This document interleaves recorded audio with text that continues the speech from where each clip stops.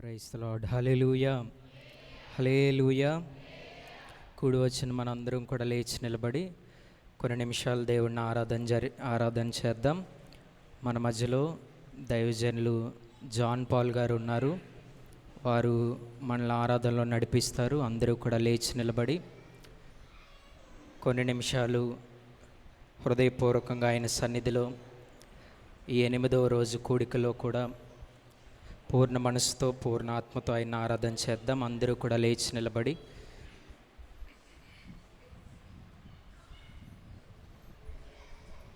అందరము కలిసి దేవుని ఆరాధన చేద్దాం. రెండు చేతులు దేవుని వైపుకు చూపిస్తూ ఆరాధన చేద్దాం. ఆత్మతో సత్యముతో దేవుని ఆరాధన చేద్దాం. అందరు రెండు చేతులు పెట్టి స్తోత్రం స్తోత్రం స్తోత్రం స్తోత్రం స్తోత్రం స్తోత్రం స్తోత్రం స్తోత్రం స్తోత్రం స్తోత్రం స్తోత్రం స్తోత్రం స్తోత్రం స్తోత్రం అందరూ చెప్దాం. స్తోత్రం స్తోత్రం స్తోత్రం స్తోత్రం. యేసయ్యా నీకు వందనాలు, యేసయ్యా నీకు వందనాలు, యేసయ్యా నీకు వందనాలు, పరిశుద్ధుడా నీకు వందనాలు, త్రియేక దేవా నీకు వందనాలు. చెప్దాం. స్తోత్రం స్తోత్రం స్తోత్రం స్తోత్రం స్తోత్రం స్తోత్రం స్తోత్రం స్తోత్రం స్తోత్రం. పరిశుద్ధాత్మదేవా నీకి వందనాలు వందనాలు వందనాలు. యేసయ్యా నీకి వందనాలు, స్తోత్రాలు స్తోత్రాలు. హల్లెలూయా హల్లెలూయా హల్లెలూయా. గట్టిగా హల్లెలూయా హల్లెలూయా హల్లెలూయా.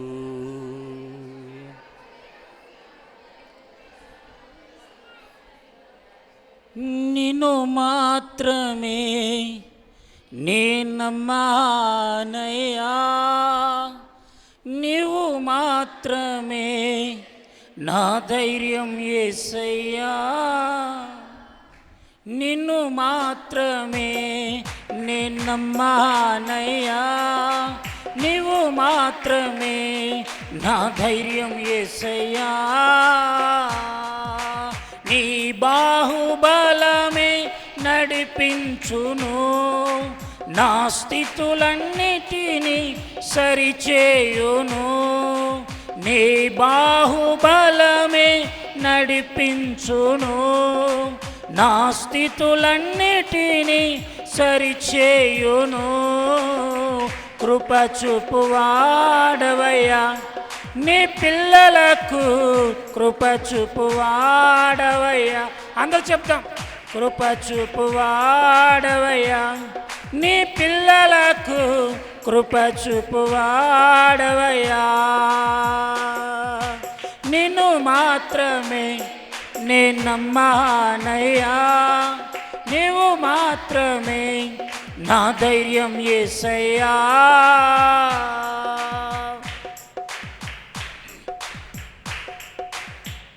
నీవు సెలవీయగా కరుగనిదేముంది, వాక్కును పంపగా జరుగనిదేముంది. నీవు సెలవీయగా కరుగనిదేముంది, వాక్కును పంపగా జరుగనిదేముంది. సకలము నీదేనయ్యా శ్రీమంతుడా, స్తుతి నీకు పాడెదనయ్యా. సకలము నీదేనయ్యా శ్రీ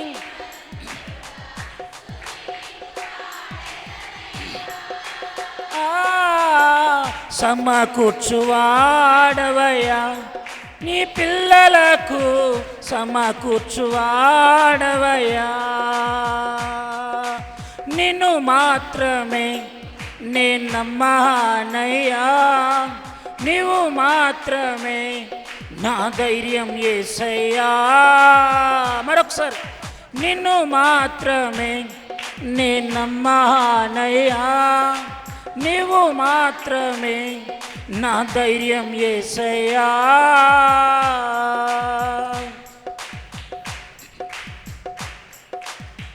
నా ముందు నీ ఉండగా ఎదురొచ్చువాడెవ్వడు, కార్యము చేయగా అడ్డుపడువాడెవ్వడు.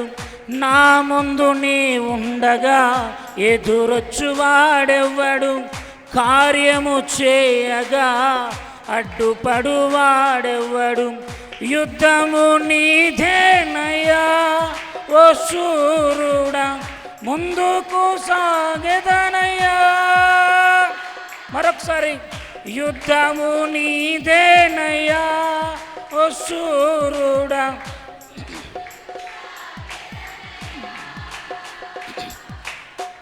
జయమిచ్చువాడవయ్యా నీ పిల్లలకు, జయమిచ్చువాడవయ్యా. నిన్ను మాత్రమే నే నమ్మానయ్యా, నీవు మాత్రమే నా ధైర్యం యేసయ్యా. మరొకసారి, నిన్ను మాత్రమే నే నమ్మానయ్యా, నీవు మాత్రమే.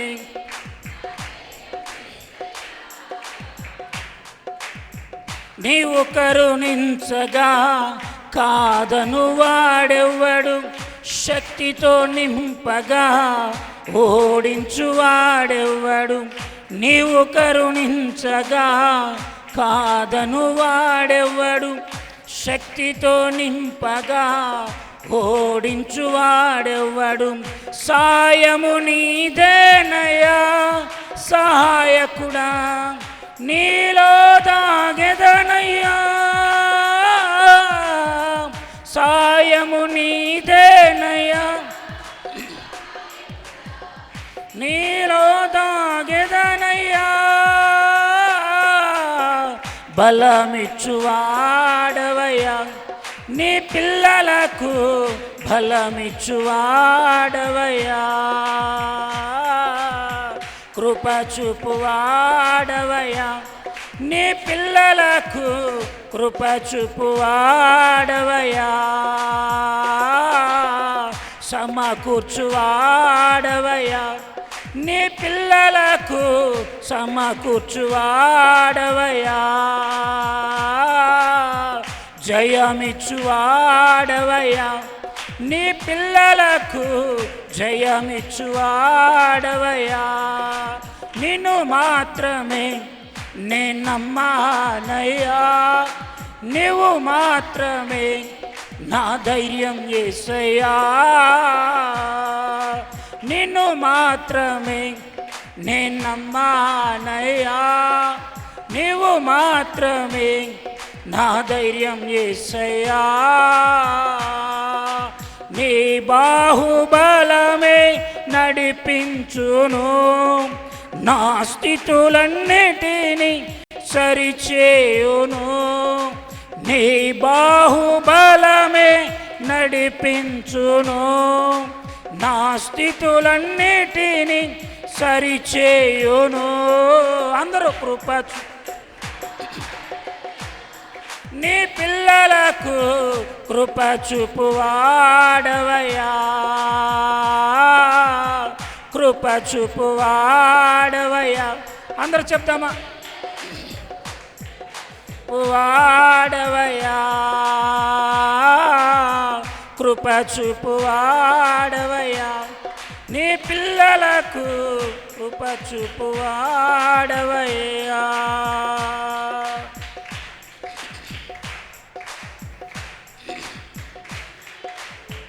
కృప చూపువాడవయ్యా.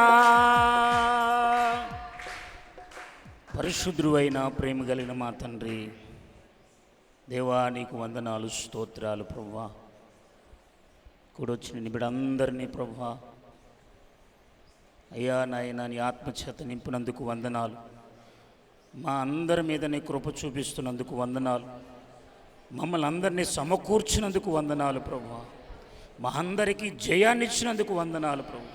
మమ్మల్ని స్వస్థపరిచినందుకు నీకు వందనాలు ప్రభు. నీ వాక్యముతో కడుగుతున్నందుకు వందనాలు ప్రభు. నువ్వు దాచిపెట్టిన దీవెనలు పొందుకోబోతున్నందుకు వందనాలు అయ్యా. దేవా నీకు స్తోత్రాలు ప్రభువా. నీవు పరిశుద్ధుడువు, అతి పరిశుద్ధుడువు గనక నైనా పరిశుద్ధ దూతలతో నిత్యము పొగడబడుచున్న దేవుడవు, కెరూబుల మధ్యన ఆరాధిస్తున్న దేవుడవు తండ్రి. అటువంటి గొప్ప దేవుడిని మేము ఆరాధిస్తున్నాం. ధన్యులం ప్రభు, ఎంతో ధన్యులం ప్రభు. అయ్యా నీకు వందనాలు స్తోత్రములు చెల్లిస్తూ ఉన్నా. ఈ సమయంలో నీ దాసు నిలబడుతూ ఉండగా నీ దాసుని ముఖక్రాంతిలో నుండి మాతోను వచ్చిన ప్రతి బిడ్డతో మీరు మాట్లాడి మహిమ పొందమని, ఘనత పొందమని, నీ మెలనైన స్వరము తేటగా స్పష్టముగా వినుట గ్రహించుట మాకు నేర్పించి నీ వాక్యంతో మాతో మీరు మాట్లాడి మహిమ పొందమని, ఘనత మహిమ ప్రభావాలు మీరు మాత్రమే పొందుకోమని యేసు పరిశుద్ధ నామములో అడిగి వేడుకొనుచున్నాను పరమ తండ్రి. ఆమేన్. God bless you.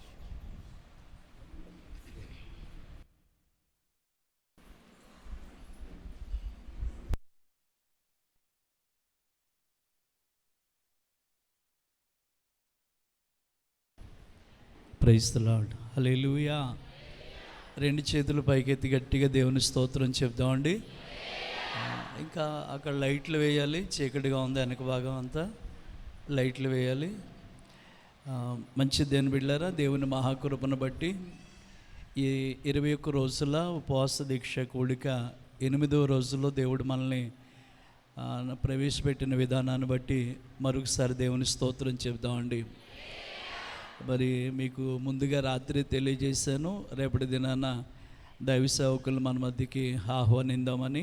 మరి ఈరోజు ఉదయకాలం వారు ధవళేశ్వరంలో మరి ప్రేయర్ చూసుకుని మరలా రాత్రికి మన మధ్యకి రావడానికి దేవుడు ఎంతో కృపనిచ్చారు. ఇంకా ఆలస్యం చేయకుండా మరి విలువైన సమయాన్ని దైవజనులు పోడూరు పరిసర ప్రాంతాల్లో ఓ ఘనమైన సేవ జరిగిస్తున్న ఆత్మీయ దైవజనులు శ్రీనివాసరాజయ్య గారు మన మధ్యలో ఉన్నారు.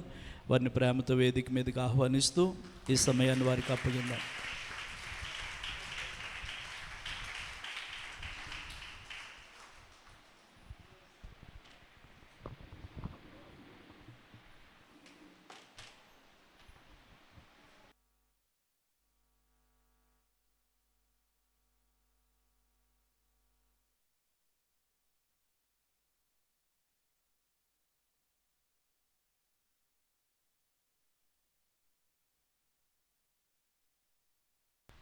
క్రీస్తునందు ప్రియమైన దేవుని సంగమునకు నన్ను ఆహ్వానించినటువంటి అభిషక్తులు, అపొస్తలులు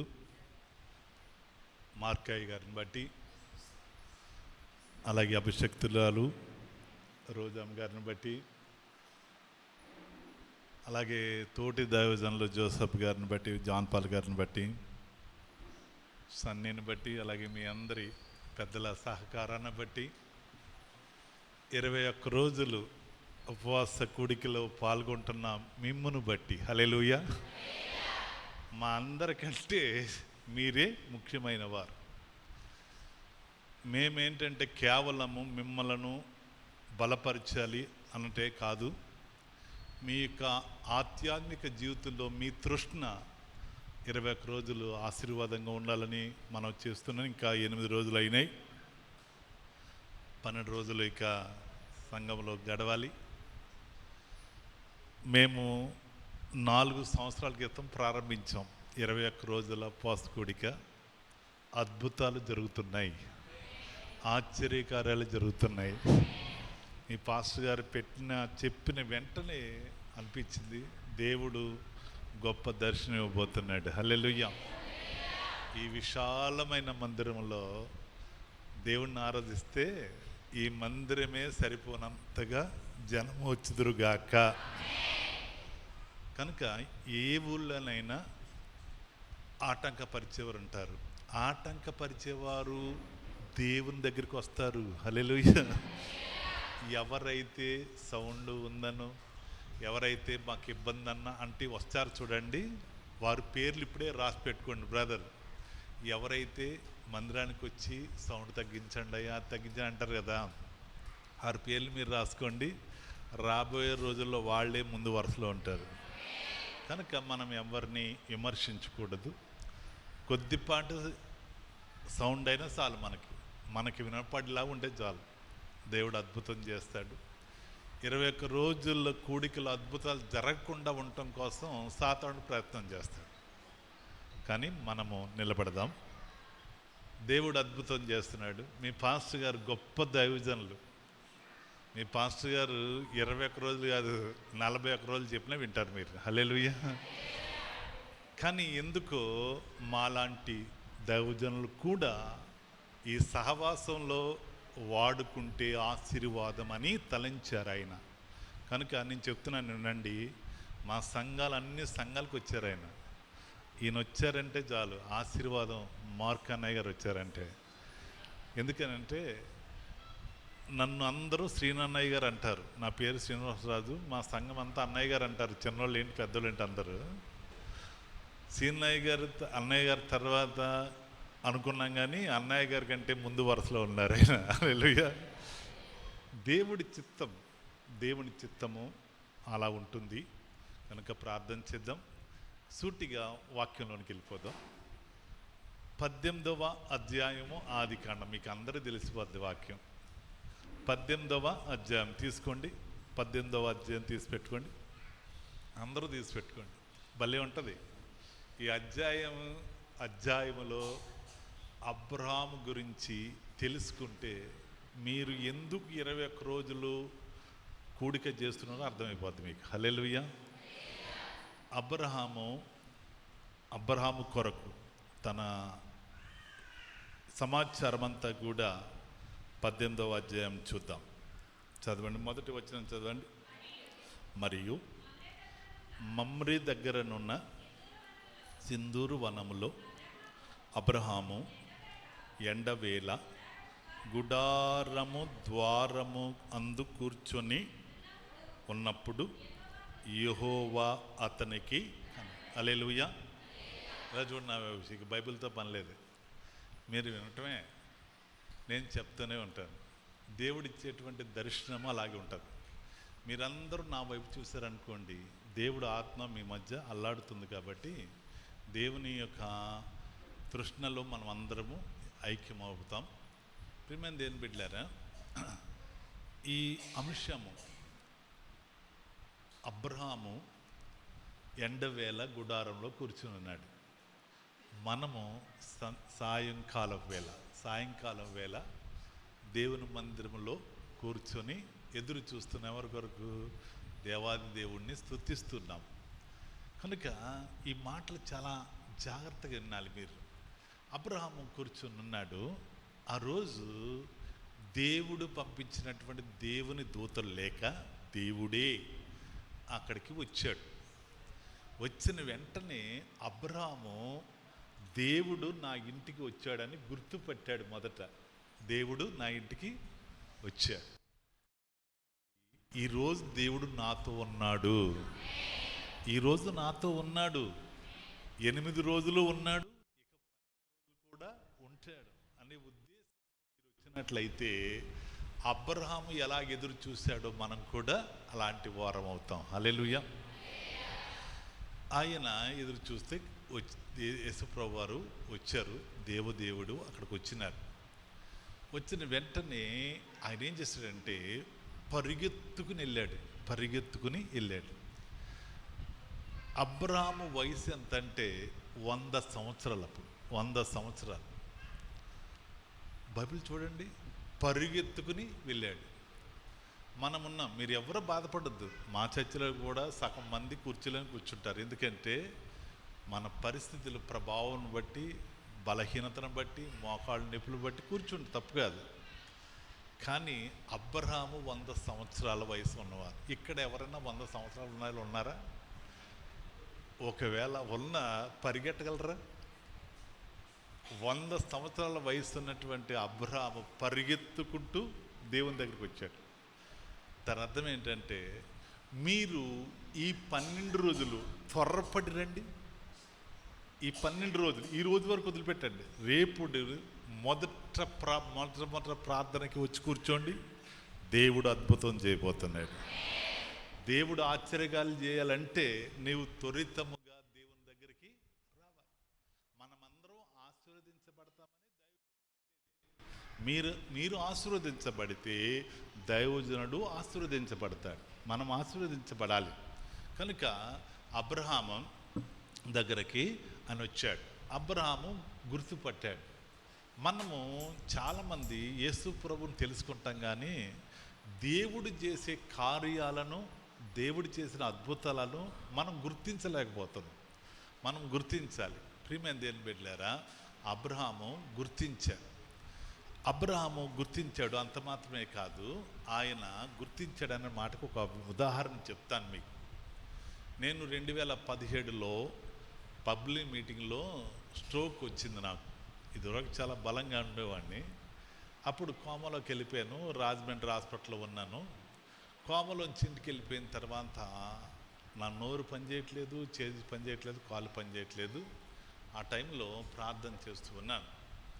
చూడండి, పోడూరులో 18 మంది సేవకులు ఉన్నారు. ఎంతమంది? 18 మంది సేవకులు ఉన్నారు. అందులో యోహాను గారని ఒక ఆయన, ఎబ్రోను సహవాసము సేవకులు మా ఊళ్ళో ఉన్నారు. ఆయన డిఫరెంట్ మనిషి, ఎందుకంటే పరిశుద్ధుడు. హల్లెలూయా.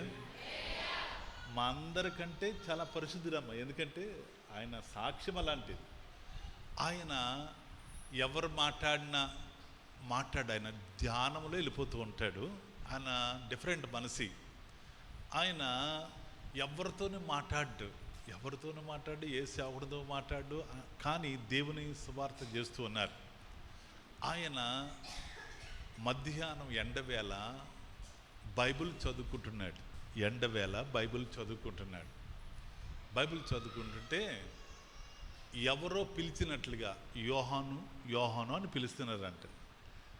ఆ గుమ్మం కాడికి వెళ్ళి చూస్తే ఎవరు లేరు. మరలా కూర్చొని బైబిల్ చదువుతున్నాడు. మరలా యోహాను అని పిలుస్తున్నాడట. ఇక మూడోసారి ఆయన అన్నాడంట, సమూయేలు ఏమన్నాడు, ప్రభువా నీవు నాతో మాట్లాడుతున్నావు అనుకుని, అయ్యా ప్రభువా చెప్పు అని అంటే, నా సేవకుడు పెరాలసిస్ వచ్చి మంచం మీద పడి ఉన్నాడు, ఆయన దగ్గరికి వెళ్ళి నువ్వు ప్రార్థన చెయ్యి. హల్లెలూయా. మీరు అర్థమైందా? దేవుడు మనల్ని గుర్తుపట్టాలి. నన్ను మంచం మీద ఉన్నప్పుడు 17 సంవత్సరాలు ఆయన సేవ చేశాను గనక దేవుడు నన్ను గుర్తుపట్టి ఒక దైవజనుడిని ప్రేరేపించి మా ఇంటికి పంపించాడు. హల్లెలూయా. దేవుడు ఎవరిని మర్చిపోడు. నన్ను గుర్తుపట్టిన దేవుడు నిన్ను గుర్తుపడతాడు. మనం అలాగ ఉంటే దేవుడు కార్యాలు చేస్తాడు. వచ్చారు ఆయన. వచ్చిన వెంటనే నా భార్య, మేనగోడలు, నాకు మేనగోడలు అవుతుంది, మా అక్కగారు అత్తగారే, వీళ్ళందరూ యోహాను గారు వచ్చారని చెప్పేటప్పటికీ సంతోషం పట్టలేని వారై ఎదురెళ్ళి, అయ్యగారు మా ఇంటికి వచ్చారు అని తీసుకొచ్చారు ఇంట్లో తీసుకొచ్చి వెంటనే ఆయన ఒక చెయ్యి ఇరిగిపోయింది, ఇక్కడికి కట్ అయిపోయింది, కాలు కొద్ది దెబ్బతలేదు, అయినా కానీ నడిచి వచ్చేసాడు ఆయన. అలాంటి ఆయన వచ్చి ఒక మాట అన్నాడు, దేవుడు నీ దగ్గరికి వెళ్ళమన్నాడు. హల్లెలూయా. దేవుడు పంపిస్తే వచ్చాను అని ప్రార్థన చేశాడు. ప్రార్థన చేసి, ప్రభువా ఇన్ని సంవత్సరాలు సువార్త చేసిన దానికంటే ఈ రోజు నుండి ఈ బిడ్డను నడిపించబోతున్నావు, ఈ బిడ్డతో అనేక సంఘాల్లో వాక్యం చెప్పిస్తున్నామని ఆయన చేత పలికించాడు దేవుడు ఆశ్చర్యకార్యాలు ఏంటి తెలుసా? ఆ రోజు చెప్పిన తర్వాత 3వ రోజు నుంచి నేను మాట్లాడటం ప్రారంభించాను. అద్భుతం. ఎందుకంటే మనలో ఉన్నవారు చాలామంది బలహీనలు ఉంటారు. దేవుడు తగిన సమయమందు మిమ్మల్ని గుర్తుపడినప్పుడు దేవుడు అద్భుతాలు జరుగుతాయి. ఆయన వెంటనే వెళ్ళిపోయిన తర్వాత ఆ తెల్లారి పొద్దున ఒక ఫోన్ వచ్చింది నా సెల్ ఫోన్కి. ఫోన్ ఎత్తినప్పటికీ, వినండి, నా పేరు ఏం పేరు, శ్రీనివాసరాజు గారు అన్నారు. మీరు ఒక మాట చెప్పనా, నా పేరు అసలు పేరు ఏంటో తెలుసా? రుద్రరాజు సుబ్బరాజు. శ్రీనివాసరాజు కాదు, అది నిక్నేమ్తోనే పిలువబడ్డాను. కానీ అసలు పేరేంటి? సుబ్బరాజు. అది ఎవరు పిలుస్తారంటే స్కూల్లో చదువుకున్న వారు తప్ప ఎవరు తెలియదు ఆ పేరు. మా కుటుంబాలకి పేరు తెలుసు కానీ ఎవరు పలకరు, చర్చిలో పలకరు, ఎవరు పలకరు. ఆ ఫోన్ ఎత్తి అవతల వ్యక్తి, ఒక అమ్మాయి ఫోన్ చేసి సుబ్బరాజు అన్నది. ఎప్పుడైతే సుబ్బరాజు అన్నదో నాకు మైండ్ వెనక్కి వెళ్ళిపోయింది. 34 సంవత్సరాలు వెనక్కి వెళ్ళిపోయింది. హల్లెలూయా. నా మైండ్ 34 సంవత్సరాలు వెనక్కి వెళ్ళిపోయి అమూల్య అన్నాను. ఆమె పక్కపక్క నవ్వి, సుబ్రాజు నేను అమూల్య అని నీకెవరు చెప్పారు, ఎవరు చెప్పారని అన్నాను. 34 సంవత్సరాల క్రితం 6వ తరగతి చదువుతున్నప్పుడు నా బెంచ్ మేటు నువ్వు. హల్లెలూయా. 34 సంవత్సరాలు నా పక్కన కూర్చున్నటువంటి నా స్నేహితురాలు ఎవరు? అమూల్య. నేను చెప్తున్నాను వినండి, అబ్రహాము దేవునికి స్నేహితుడు. హల్లెలూయా. అబ్రహాము స్నేహితుడు కనుక అబ్రహాము దేవుని గుర్తుపడతాడు, దేవుడు అబ్రహామును గుర్తుపడతాడు. నీకు ఎవరిచ్చారు అనగానే ఆమె ఎవరో కాదండి, నిన్న వచ్చారు కదా దైవజనులు యోహాను గారు, వాళ్ళ కుమార్తె నాతో పాటు చదివింది. అప్పుడు 34 సంవత్సరాల క్రితం మేము యేసు ప్రభు నమ్ముకున్నామని రాజులంతా వెలివేసినప్పుడు వాళ్ళ ఇంట్లో తీసుకెళ్ళి ప్రతిరోజు అన్నం పెట్టినటువంటి తల్లి లాంటి స్నేహితుడు అనగా తల్లి లాంటి వాడు, స్నేహితుడు అనగా తండ్రి కంటే గొప్పవాడు, స్నేహితుడు అనగా అవసరాల్లో ఉన్నప్పుడు నిన్ను ఆదుకునేవాడు. మీరెవరైనా మీ స్నేహితులు ఉంటే వారి కొరకు మనం ఏం చేయాలి? ప్రార్థన చేయాలి. అలాగా ప్రార్థన చేస్తే దేవుడు ఆశీర్వదిస్తాడు. నాకు సంతోషం అనిపించింది. ఆమె అన్నది, అయ్యా మా నాన్నగారు చేసిన పరిచర్య కంటే నువ్వు చేసిన పరిచర్య గొప్పది, 7 సంఘాలు కట్టావు, దేవుడు నిన్ను దీవిస్తాడు అని చెప్పిన వెంటనే నాకు దేవుడు శక్తిని ఇచ్చాడు. చూడండి, మొదట తండ్రి ప్రార్థన వలన, ఆ స్నేహితురాలు ప్రోత్సాహం వలన దేవుడు శక్తిని ఇవ్వబోతున్నాడు. హల్లెలూయా. మనల్ని కూడా పాస్టర్ గారు ఎందుకు వస్తారు మన ఇంటికి? ధైర్యపరచడానికి. పాస్టర్ గారు ఎందుకు వస్తారు? మిమ్మల్ని బలపరచడానికి. ప్రియమైన దేవుని బిడ్డలారా, ఎప్పుడైతే దైవజనులు వచ్చారో మీ యొక్క జీవితమే మారిపోతుంది. అబ్రహాం ఇంటికి ఎవరు వచ్చారో తెలుసా? దేవుడు వచ్చాడు. దేవుడు వచ్చి అన్నాడు, అయ్యా మా ఇంటికి వచ్చావని పరిగెత్తుకుని చూడండి, ఇంట్లోకి తీసుకెళ్ళి చెంబుతో నీళ్ళు ఇచ్చాడండి. చెంబుతో ఏమి ఇచ్చాడండి? అయ్యగారు నీళ్ళు ఇచ్చాడు. మీరు అనుకుంటున్నారు కదా, ఎవరు నేర్పారు ఈ మర్యాదలు? చుట్టాలు వస్తే చెంబుతో నీళ్ళు ఇవ్వటం ఎవరు నేర్పారు? అబ్రహాం నేర్పించాడు. హల్లెలూయా. అబ్రహాము నీళ్ళు ఇచ్చాడు. ఇలాంటి అర్థం చేసుకోండి, నీళ్ళు ఇచ్చాడు. కాళ్ళు కడుక్కొని రమ్మన్నాడు. కాళ్ళు కట్టుకుని రమ్మన్నాడు. ఏమన్నాడు తెలుసా? వెంటనే పరిగెత్తుకుని వెళ్ళిపోయి ఎక్కడికి వెళ్ళాడు? భార్య దగ్గరికి వెళ్ళాడు. ఇలా చూడండి, మీరు అంటున్నారు కదా, మీరు అనుకుంటున్నారు అబ్రహాం అంటే శ్రీనివాసులు లాంటి వాడు, అబ్రహాం అంటే మార్కన్నయ్య గారు లాంటి వాడు అనుకోవచ్చు. ఒక మాట చెప్పనా? అబ్రహాం ఎలాంటి వాడంటే, ఎంతటి వాడంటే, రిలయన్స్ అంబానీ మీకు తెలుసండి. రిలయన్స్ అంబానీ జియో నెట్వర్క్ ఉంది కదా, ఆ నెట్వర్క్ అధినేత. మన భారతదేశానికే నెంబర్ 1 ధనవంతుడు ఎవరు? రిలయన్స్ అంబానీ. రిలయన్స్ అంబానీకి ముంబైలో 24 అంతస్తులు ఇల్లుంది. హల్లెలూయా. ఎన్ని అంతస్తులు? 24 అంతస్తులు. హెలికాప్టర్లు దిగుతాయి, సాటిలైట్ విమానం దిగుద్ది, అంటే అంత పెద్దది. మీరు అర్థం చేసుకోండి. ఆ ఇంటికి పనివారు ఎంతమంది అంటే సిస్టర్ గారు 600 మంది. అంబానీ ఇంటికి ఎంతమంది? 600 మంది. చూడండి, అబ్రహాముకి ఆ రోజు ఆ కాలంలో 3600 మంది పనివాళ్ళు. హల్లెలూయా. హల్లెలూయా. 3000 ఎన్ని ఆర్లు కలిపితే తమ్ముడు, ఎన్ని ఆర్లు కలిపితే 6 ఆర్లు. అంటే దాని అర్థం 6 అంబానీ కలిస్తే ఎంతో అబ్రహాము అంతా. హల్లెలూయా. అంత ధనవంతుడు. ఇలా చూడండి, అంత ధనవంతుడు పరిగెత్తుకుని వెళ్ళాడట.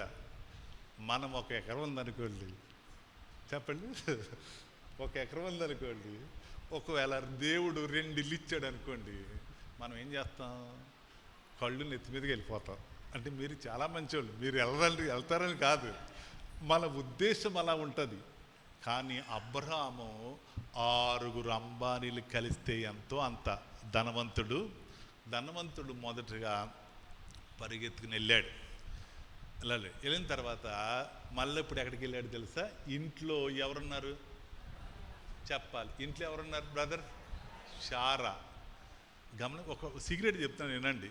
ఎవరన్నా మీ ఇంటికి చుట్టాలు వచ్చారనుకోండి, మీరు ఏం చేస్తారంటే వెంటనే దేవరపల్లి వెళ్ళిపోయి ఫ్రైడ్ రైసు పలవా తీసుకొస్తారు అనుకుంటున్నారు మీరు. అలా తీసుకొస్తే మర్యాద కాదు. హల్లెలూయా. అర్థమైంది మీకు? మీరు ఏం చేయాలా?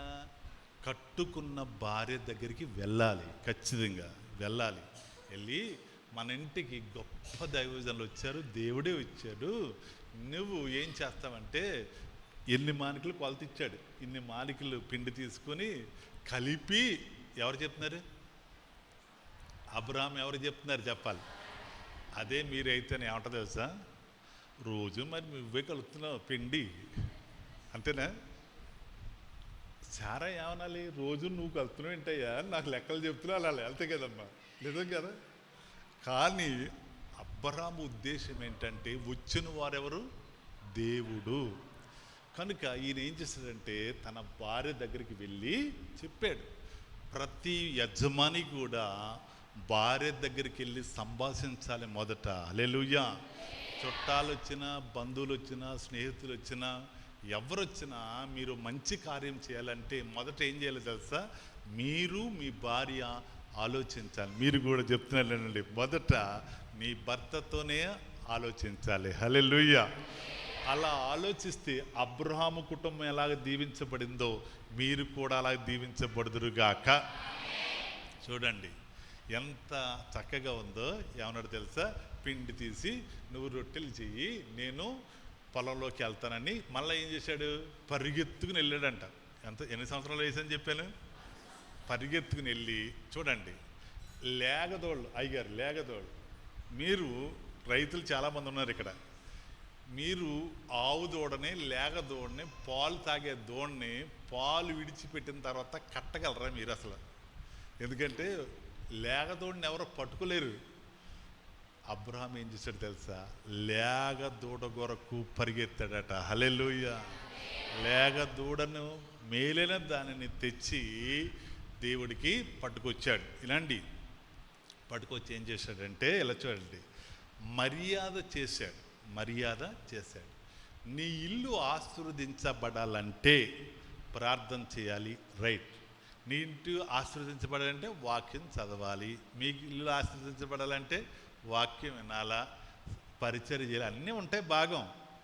కానీ నీ ఇల్లు ఆశీర్వదించబడాలంటే నీ ఇంటిలో ఆతిథ్యం ఇవ్వాలి. హల్లెలూయా. నీ ఇంటిలో ఆతిథ్యం. అందుకనే చుట్టాలు రావటం మనకే ఆశీర్వాదం. హల్లెలూయా. చుట్టాలు వచ్చినప్పుడు మనకే ఆశీర్వాదం. మనమే అనుకుంటే తెలుసా, వీళ్ళు తిని వెళ్ళిపోవడానికి వచ్చారు అనుకుంటాం మనం. అలా అనుకున్నారనుకోండి, ఆశీర్వాదం మొత్తం పోతుంది ఈ రోజు నుంచి. ఎవరైనా మీ ఇంటికి వచ్చినప్పుడు ఆతిథ్యం ఇవ్వాలి. ఆతిథ్యం ఇచ్చేటప్పుడు కొంచెం కష్టమే, మనం చిన్నోళ్ళం కదా, లేని తరంలో ఉంటాం. కానీ ఆతిథ్యం అనేది దేవదూతలకు ఇచ్చినట్టు. హల్లెలూయా. దేవతలకు ఇచ్చినట్టు. మళ్ళీ చెప్తున్న మాట, ప్రియమైన దేవుని బిడ్డలారా, నేను 2014 సంవత్సరంలో మా అమ్మాయికి పెళ్లి చేశాను. పెళ్లి చేసిన వెంటనే దేవుడు కన్సీవ్ చేశాడు, అంటే గర్భఫలం ఇచ్చాడు. 9 నెలల వరకు జరిగిపోయింది. నేను మీటింగ్లు వెళ్తూ ఉంటాను తరచు, ఎప్పుడు కూడా ఖాళీగా ఉండను, తరచు వెళ్తుంటాను. కాబట్టి నెల నిండినటువంటి నా కూతురు ఇంట్లో ఉండగా ఒకరోజు నేను ఇంటికి వచ్చాను. ఇంటికి వచ్చినప్పుడు నా భార్య ఒక మాట అంది, ఏమండి మరి అమ్మాయి మటన్ అడిగిందండి. ఏంటి మటన్ అంటే ఏంటి? ఏట మాంసం. మీకు అర్థమయ్యేలా చెప్తున్నాను. ఏట మాంసం అడిగింది, మీరు వెళ్ళి ఓ 1/2 కిలో మాంసం పట్టండి అని చెప్పి నా భార్య నాకు చెప్పింది. నాకు నా కూతురు అంటే ఎంత ఇష్టమో చెప్పలేను. ఎందుకంటే అది ప్రేమ చూపించాను కాబట్టి కూతురు అంటే చాలా ఇష్టం. అంటే కొడుకు అంటే ఇష్టం అని కాదు, మొదట కూతురు అని ఇష్టపడింది. వెంటనే దూరం నుంచి వచ్చాను, స్నానం చేసి వెళ్తాను అనలేదు. ఇంకా నేను వెంటనే బండి వేసుకెళ్ళి, మోటార్ సైకిల్ వేసుకెళ్ళి, నాగూరు గారు ఉన్నారు ఇక్కడ, జోసెఫ్ గారు ఉన్నట్టుగా లేరు, మాకు నాగూరు గారు, సాయి గారు ఉన్నారు. ఆయన అన్నారు, ఎప్పుడు నేను వెళ్ళను మార్కెట్కి, అసలు నాకు అలవాటు లేదు. ఆ రోజు ఎవరి కోసం వెళ్ళాను? కూతురు కోసం వెళ్ళాను. మీరు వినాలి, పాయింట్ అర్థం చేసుకోండి. కూతురు కోసం వెళ్ళాను. వెళ్ళిన వెంటనే ఆ నాగూరు గారు ఎవరన్నా తెలుసా? రాజుగారు మీరు వచ్చారని చెప్పి ఎన్ని కేజీలు అన్నాడు. అర్థమైంది మీకు? మా మిస్సెస్ ఎంతమంది? 1/2 కేజీ. ఆయన ఎన్ని కేజీలు అలగాలి, అక్కడ 10 మంది ఉన్నారు. 10 మందిలో నా పరువు పోతుంది అనుకుని ఏం చేశానంటే, పావు కేజీ అంటే రాజుగారు అయ్యుండి పావు కేజీ పట్టుకొచ్చి అనుకుంటారు ఏమని 2 కేజీలు అన్నాను. చాలా జాగ్రత్తగా మీరు 2 కేజీలు అలగాలి మంచిగా కొట్టి. ఎప్పుడు రాని వచ్చాను, మరలా రావాలంటే ఏం చేయలే, 3 సులు అన్నీ వేసాడు ఆయన. వేసి నేను అన్నాను ఎంత అయింది అన్నాను. నిజంగా నాకు తెలియదమ్మా, ఎందుకంటే పరిచర్యలో చేసేవాళ్ళకి తెలుసు కాబట్టి నాకు తెలియదు, నిజం చెప్తున్నాను. ఆయన అన్నాడు 900 అన్నాడు. నాకు గుండాగిపోయింది. 2 కేజీలు 900, 450 రూపాయలు కేజీ అనుకున్నారు. ఏమనలేక 1000 రూపాయల నోట్లు ఉండేవి అప్పుడు. 1000 రూపాయలు ఒకటే నోటు ఉండేది. ఆ నోటు ఇచ్చేయాలి. ఎంత వస్తుంది నా చేతికి? 100 ఇచ్చాడు. ఈ 100 పట్టుకెళ్ళి నేనేం చేసుకున్నట్టుగా 2 థమ్సప్ బాటిల్ తీసుకున్నాను. తీసుకుని ఇంటికి వెళ్ళాను. వినాలి మీరు, ఇదే సీక్రెట్లో ఆశీర్వాదంలో దాగి ఉన్నప్పుడు రహస్యాన్ని వింటున్నాను. ఎవరు తెమ్మన్నారు మాట మీరు చెప్పండి? నా భార్య కదా తెమ్మంది. నేను తెచ్చిన వెంటనే ఆవిడకి బీపీ రేజ్ అయిపోయింది. ఎప్పుడు ఎల్లోళ్ళు మీకు చెప్పాను చూడండి, నన్ను చెప్పుతో కొట్టుకోవాలి, మీకు చెప్పకూడదు. నేను తెప్పించుకోవాలి కదా. నేను తెలుసో తెలియకో తెమ్మన్నాను. మీరేం చేశారు? 2 కేజీలు తెస్తారా? డౌన్ డూ డెకరం అంది ఆవిడ. ఎప్పుడైతే నా భార్య డౌన్ డూ డెకరం ఉందో నాలో ఉన్నటువంటి మగవాడు, ఎవరు మగతనం గుర్తొచ్చేసింది. ఏయ్ నా కూతురు కొరకు నేను తెచ్చాను, నోర్మోయ్. 2 కేజీలు ఉండే, ఇలా చూడండి, 2 కేజీలు ఉండే ఫ్రిడ్జ్లో పెడితే ఊరుకోనా. 2 కేజీలు కూడా నేను కావాలని తెచ్చాను నా కూతురు, కానీ సీరియస్ అయ్యాను. ఆవిడ డల్ అయిపోయింది. ఎందుకంటే సీక్రెట్ చెప్తున్నానండి, భార్య మీద ఎప్పుడైనా మీ మీద లేసినప్పుడు మీరే కొన్ని మాటలు ఎక్కువ వేశారనుకోండి, వాళ్ళు డౌన్ అవుతారు. హల్లెలూయా. గుణవత్తరులతో అంటే గుణవత్తరైన వారు ఇల్లును కడతారు. ఎందుకంటే మీరు చాలా ఓపుకున్న వాళ్ళు. ఎందుకంటే ఎప్పుడైతే భర్త రేజ్ అయ్యాడో మీ నోరు ఆగిపోదు. మీ నోరు ఆగితేనే ఆశీర్వాదం. హల్లెలూయా. ఆయన రేజ్ అయ్యాడని మళ్ళీ రేజ్ అయ్యకూడదు. దేవుడు అందుకనే జతపరిచాడు మీ ఇద్దరిని. భర్త కోపంతో ఉన్నప్పుడు మనం ఓపిక ఉండాలి. మీరు కోపంతో ఉన్నప్పుడు ఆయన ఇంటిలోంచి బయటికి వెళ్ళిపోవాలి. అప్పుడు ఆశీర్వాదం. ఎందుకంటే గొడవ పెట్టుకోకూడదు. భార్య భర్తలు ఇద్దరు కూడా శాంతి సమాధానంతో ఉండాలి. నేను ఎప్పుడైతే సీరియస్ అయ్యానో నిజంగా ఉనికిపోయింది. నా మేనగోళ్ళే కదా, ఈయన కోపం ఎప్పుడు చూడలేదు, ఈరోజు చూశానని చెప్పి 2 కేజీలు ఉండేసేదాన్ని. 1 గంట అయిపోయింది అమ్మ, 1 గంట అయిపోయింది. నేను నా కూతురు నా కొడుకు 4 కలిసి చూస్తున్నాం. ఈ లోపల అప్పి ఆటో అంటే ఎంతమంది ఎక్కుతారు? 15 మంది ఎక్కుతారు ఇంచుమించు. ఎక్కువ కూర్చుంటే లేకపోతే 12 మంది అప్పి ఆటో నుండి మా ఇంటికి వచ్చేసారు. నిజంగా నాకు ఒళ్ళు మళ్ళింది. ఎందుకంటే నా భార్య కొరకు నేను చెప్తాం కాదు, మీ అన్నయ్య గారిని అడిగాను, మా సిస్టర్ గారిని అడిగాను నా భార్య కొరకు. ఎందుకంటే ఆమెకి నరం ఉండదు, ఎవరికన్నా పెడుతుంటే పెడుతుంది. కనుక ఎప్పుడైతే 15 మంది వచ్చేసారో నాకు కోపం రేజ్ అయింది. ఎందుకంటే ఈ మనసు నాకు ఎవరు తెలుసు? అబ్రాము శారా మనసు ఎవరో తెలుసు? అబ్రాము తెలుసు. నా భార్య మనసు నాకు తెలుసు. నేను మా పాపదాన్ని చూడు, మనకు ఊరుపు కూడా ఉండేదా, సంఘస్థులు వచ్చేసారు వాళ్ళకి పెట్టేద్దాం. నిజంగా చెప్తున్నాను, ఆ 15 మందికి పెట్టేసింది. మాకు ఊరుపు కాదు కదా, చారు కూడా మిగలేదు. ఎందుకంటే 1 గంట సమయం వాళ్ళకి పెట్టేసిన తర్వాత నా భార్య నా దగ్గరికి వచ్చింది, ఏమండి ఇప్పుడు మరలా 3 కేజీలు తినండి. 2 కేజీలు తెచ్చినప్పుడు సీరియస్ అయింది, కానీ ఇప్పుడు అంటుంది 3 కేజీలు తినండి. ఎందుకంటే సాయంకాలం మీకు వండి పెడతాం. ఎందుకంటే మన ఆత్మీయ బిడ్డలు మన ఇంటికి వచ్చారు, దేవుడికి తెలుసు. హల్లెలూయా. ఆ మన్న మాట ఏంటంటే, సిస్టర్ గారు, నా దేవుడికి తెలుసు, అందుకనే మీ ద్వారా 2 కేజీలను తీసుకొచ్చాడు దేవుడు. హల్లెలూయా. మీరు 1/4 కిలో తేవాల్సిన వారు 2 కేజీలు తీర్చారంటే దేవునికి ముందే తెలుసు మన ఇంటికి చుట్టాలు రాబోతున్నారు. ఆశ్చర్యం ఏంటి తెలుసా? ఆతిథ్యం ఇచ్చేటప్పుడు మన కుటుంబాల్లో కూడా ఇలాగే ఉంటుంది. కడుపు మాడుతుంది, ఇబ్బంది ఉంటుంది, కానీ దేవుడు ఆశీర్వాదం. అలాగా భోజనం చేసి వెళ్ళిపోయారు అనుకోండి. మా అమ్మాయికి డెలివరీ అయింది.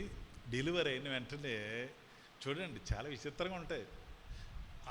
మా అమ్మాయి కడుపుతో ఉన్నప్పుడు నేనేం చేశానంటే ఇల్లు ఇప్పేశాను. ఏమి ఇప్పకూడదంటారు అప్పుడు? చెప్పండి, మీరే చెప్పండి. ఇంట్లో కడుపుతో ఉన్న అమ్మాయి ఉంటే ఏం చేస్తాం మనం? ఇల్లు కడతామా? కట్టం. కానీ నేను కట్టాను. హల్లెలూయా. దేవుడు ఎప్పుడు మంచి రోజులే. హల్లెలూయా. ఇది అసిద్ధం, లేకపోతే ఇది శాపం అనుకోవద్దు. నా కూతురు గర్భవతి ఉండగా ఇల్లు ఇప్పాను, పాతిల్లు. కొత్త ఇల్లు కట్టాలి, ప్లాన్ వేయాలి. అంటే మీ చర్చి ఎలాగైతే సగం స్లాప్ వేసారో మా చర్చి సగం స్లాప్ వేస్తున్నాను. ఆ రోజు శనివారం. ఏ రోజు? స్లాప్ వేసే రోజు శనివారం. సెకండ్ సాటర్డే అంటే బ్యాంకులో, నాకేదో బ్యాంకులో డబ్బులు ఉంటాయని కాదు, అన్ని సరుకులు ఉన్నాయి. కానీ మిల్లర్ వాళ్ళు అంటారు కదండి, స్లాప్ వేసే వాళ్ళకి నా దగ్గర డబ్బులు లేవు. 25,000 ఇవ్వాలి. ఏం జరిగిందని చాలామందిని అడిగాను. మా సంఘ పెద్దలు చాలా ఉన్నవారిని అడిగాను. వాళ్ళని, అన్నయ్య చాలా కష్టంగా ఉంది అన్నయ్య, లేవు, లేకపోతే అని చెప్పి 10 మందిని అడిగాను. అన్ని ద్వారాలు మూసుకుపోయినాయి. అన్ని ద్వారాలు మూసుకుపోయినప్పుడు పై ద్వారం ఇవ్వబోతున్నాడు దేవుడు. హల్లెలూయా. ప్రేమ తెలిపెట్టారా? 1 గంట వరకు అయిపోయింది, స్లాప్ అయిపోతుంది. మేస్త్రి గారు వచ్చారు నా దగ్గరికి, పాస్టర్ గారు అరగంటలో స్లాప్ అయిపోతుంది, డబ్బులు రెడీ చేసుకోండి అన్నాడు. నాకు టెన్షన్ రేజ్ అయిపోయింది. ఎవరో డబ్బులు ఇవ్వలేదు. నా భార్య, నేను ఎంతమందికి ఫోన్ చేసినా ఎవరి దగ్గర లేవండి. ఆ సమయంలో బలిపీఠం దగ్గరికి వచ్చి ప్రార్థన చేసుకుని బయటికి వెళ్ళాను. బయటికి వెళ్ళిన వెంటనే ఆ రోజు వచ్చిన ఆటో వచ్చిందన్న, ఏం ఆటో? అప్పి ఆటో. 15 మంది వచ్చారన్న కదా, అదే 15 మంది అక్కడ కూర్చున్నారు. హల్లెలూయా. వచ్చేసారు, ఆటో వేసుకుని వచ్చేసారు. నా దగ్గరికి వచ్చి, అన్నయ్య రండి మా కొరకు ప్రార్థన చేయండి. నేను అన్నాను, అక్క ఇంటికాడ ఉంటుంది, అక్క చేత చేయించుకోండి. ఎందుకంటే కోపం ఏంటి? నా కోపం ఏంటి? వీళ్ళు గతంలో చేంజ్ చేశారు, ఒండిని మట్టలంతా తినేశారు. ఇదే మన బుద్ధులు, నా బుద్ధులు, మీ బుద్ధులు కావు. ఇలా ఉంటాయి మన బుద్ధులు. వీళ్ళేమో నాశనం చేశారు, ఈ టయానికి వచ్చేసారు అనుకుంటాం. కానీ దేవుడు గొప్ప దేవుడు. హల్లెలూయా. అన్నయ్య అక్క కొరకు కాదు, మీ కొరకు వచ్చాం, ప్రార్థన చేయించుకోవడానికి వచ్చామని చెప్పారు. ఏంటమ్మా ప్రార్థన అన్నాను. ఆ రోజు మేము వచ్చామన్నా గుర్తుందా అన్నది. ఎందుకు గుర్తుండదు? మీరు చెప్పండి, ఎందుకు గుర్తుండదు? ఏంది మాడింది? నా కడుపు మాడింది కనుక నాకు ఎన్న గుర్తు. మీరు నవ్వినట్టు కాదు, నిజంగా నాకు గుర్తుందమ్మా అన్నాను. ఆ రోజన్నా నా తోటుగోడలు ఆత్మహత్య చేసుకుందామని చించినాడు బిజ్జి మీదకి వెళ్ళిపోయి 3 పిల్లలతో ఆత్మహత్య చేసుకోతుంటే, నేను, మా మామగారు, అత్తగారు, 3 తోటుగోళ్ళం, 2 పిల్లలు కలిసి వాళ్ళని ఆపలేకపోయాం. ఆటో ఎక్కించి మేము చుట్టూ సెక్యూరిటీగా నుంచి ఎక్కడికి వెళ్ళాలో తెలియనప్పుడు డైరెక్ట్గా పొడూరు తీసుకొచ్చాం. అప్పటికి మా తోటికోడలు 1 వారం రోజుల నుంచి భోజనం చేయలేదు, మేము 3 రోజుల నుంచి భోజనము చేయలేదు. ఎప్పుడైతే మీ మందిరానికి వచ్చాం, అలాంటి పరిస్థితులు ఉన్న మాకు అక్క చక్కని అన్నం వండి పెట్టింది, మటన్ వేసి పెట్టింది, చారేసి పెట్టింది. దేవుడి కృప అని చెప్పి ఆ రోజు నా తోటికోళ్ళు ఒక మాట అనుకుందంట, నా భర్త లైన్మెన్ ఉద్యోగాన్ని సస్పెండ్ అయ్యాడు, గవర్నమెంట్ వారు సస్పెండ్ చేశారు. నా భర్త ఉద్యోగం గనక వస్తే మళ్ళా ఈ మందిరానికి వస్తాను, నెల జీతం పట్టుకుని వస్తాను అని మొక్కుకుని వెళ్ళిపోయిందంట. హల్లెలూయా. మేము ఆతిథ్యం ఇచ్చామని చెప్పుకుంటాం.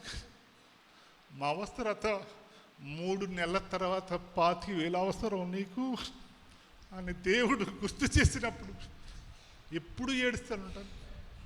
దేవుడికి తెలుసు ఎవరు ఏ అవసరతలో ఉండబోతున్నారు.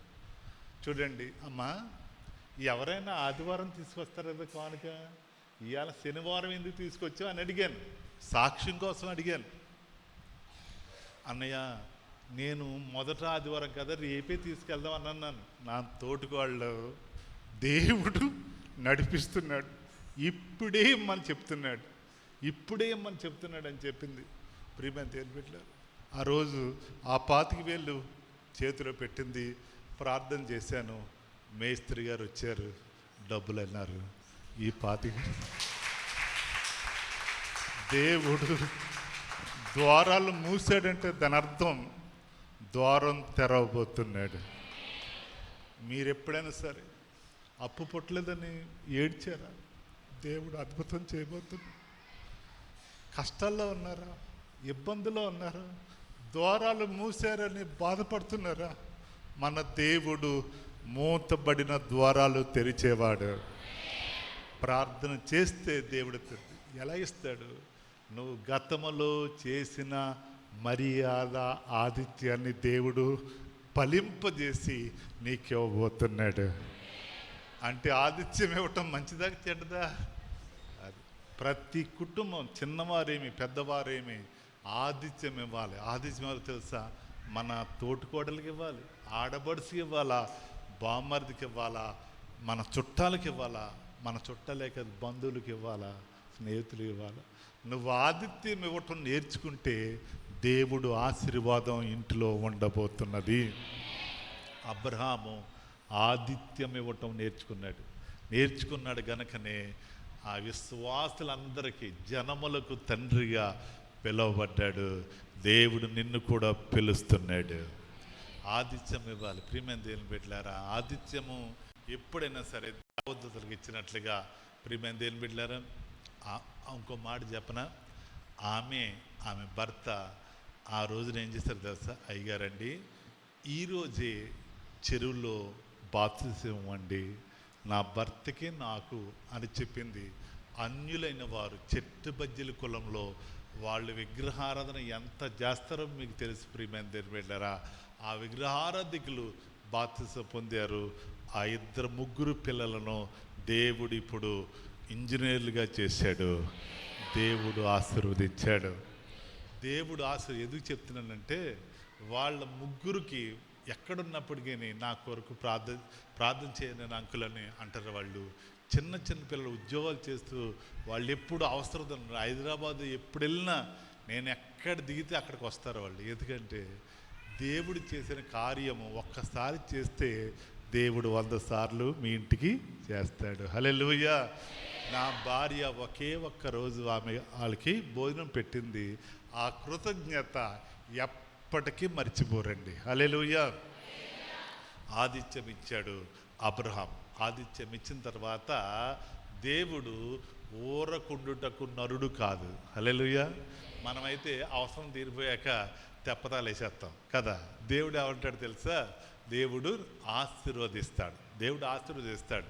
దేవుడు ఏమన్నాడంటే, మళ్ళా ఈ రోజుల నాటికి నీ ఒడిలో ఒక మగబిడ్డ ఉంటాడు, నీ భార్య ఒడిలో ఒక బిడ్డను ఎత్తుకోబోతుంది అని అన్నాడు. ఒక్క మాట. అక్కడ ఎవరున్నారు? దేవుడు ఉన్నాడు, అబ్రహాం ఉన్నాడు. శారా ఎక్కడుంది చెప్పాలి. శారా ఎక్కడ ఉంది? గుడారము లోపల. మీరు అర్థం చేసుకోండి, గుడారం లోపల. ఒక మాట చెప్తానండి, ఈరోజు వరకు కూడా ఫోన్ మాట్లాడతాను నేను మా గదిలో ఉండి. బయట మందిరం ఎదురు గదిలో నా బెడ్, ఫోన్ మాట్లాడుతూ ఉంటాను. ఒక మాట చెప్పనా? నేను మాట్లాడే ప్రతి మాట నా భార్యకి తెలుస్తుంది. హల్లెలూయా. అంటే వంట చేస్తున్నా, పిల్లలకి అన్నం పెడుతున్నా, ప్రార్థన చేస్తున్నా, నేను మాట్లాడే మాటలు నా భార్య వింటది. గోడ చెవులు ఉంటాయి అంటారు కదా, గోడ చెవులు ఉన్నాయి అంటారు కదా. గుర్తుదే, నీ భార్యకే చెవులు ఉంటాయి. హల్లెలూయా. మీరే వల్ల మీ భార్య తెలిసిపోద్ది. ఎందుకంటే అదే సీక్రెట్ దేవుడిచ్చాడు. అదే కనుక నా భార్య ఫోన్ మాట్లాడుతుంది, రెండో కంటోడికి వినపడదు. నా భార్య మాట్లాడితేనేమో వినపడదు, నేను మాట్లాడితే వినపడుతుంది. ఆవిడంటది, ఈరోజు ధవళేశ్వరం వెళ్తున్నారా? అది వింద పొద్దున్న ధవళేశ్వరం వెళ్తున్నారని చెప్పి 3:30 అయిన తర్వాత నాకు ఫోన్ చేసిందా. అయ్యగారు ఉన్నారు చూడండి, నేను వెంకటాయపాలు వెళ్తున్నాను మార్కయ్య గారి చర్చికి అని చెప్పాను. ఇప్పుడు ఫోను అయిపోయింది కదా, 10:30కి ఫోన్ చేస్తుంది నా డ్రైవర్కి, ఎక్కడున్నారు అయ్యగారు, ఎందుకంటే నీ భర్త ఎక్కడికి వెళ్తాడో నీ భార్య కనిపెడుతూ ఉంటుంది. హల్లెలూయా. అదే యజమానురాలు.